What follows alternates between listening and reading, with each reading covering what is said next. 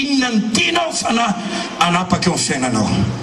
Tsisy olona ao adala koreto ka mbola iteny ihany, mbola ampitsotrotromba ihany, mila mifanandrasana maty aho, mila mifanahy ny ranonao, fanahy avy amin'ny teny boatra 20 zay ny ilaiko, fanahy ny yoga, fanahy spiritisme, zany ilaiko aminy, satria zaho te anao mazy mba anao fangakana mamitaka adala zay manao an'izany. Fandroany zay rehetra miainy ty fitoriana filazantsara ty okangeta eta ny fanahy masin'Andriamanitra. Halleluja. Mahazo toerana ireo tompoko. Mba fantatrareo ve fa misy toerana anankiroa ankoatra izao fiainana izao. Ny anankiray any ambany any atao hoe elo,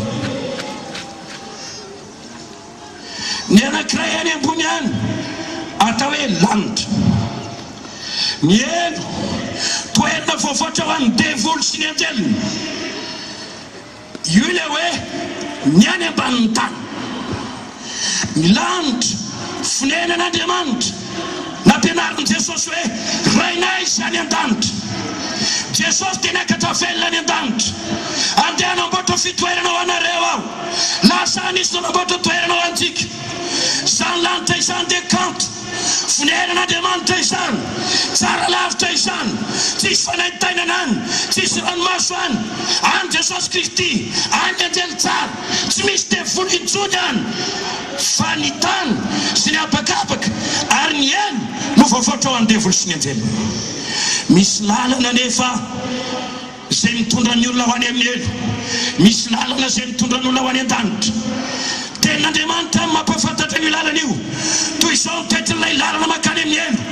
Misy vavahady lehibe, lalana malalaka be, maro no mandeha amin'izany lalana izany. Fa ny lalana makany an-danitra misy vavahady ety, lalana ety, vitsy mandeha amin'izany lalana izany. Hoy Jesosy niteny tamin'izay ny aino azy, midira amin'ny vavahady ety ianareo ary oka andeha amin'ny lalana ety ianareo, fa izany toetry ny lalana makany an-danitra makao amin'ny fiainana mandrakizay. Fa lehibe ny vavahady manaraka ny lalana makany amin'ny fahaverezana, ka be dia be ny makao amin'izany. Eo amin'ny sampanandalana ianao raha lehilahy ankehitriny, eo amin'ny sampanandalana ianao raha vehivavy ankehitriny.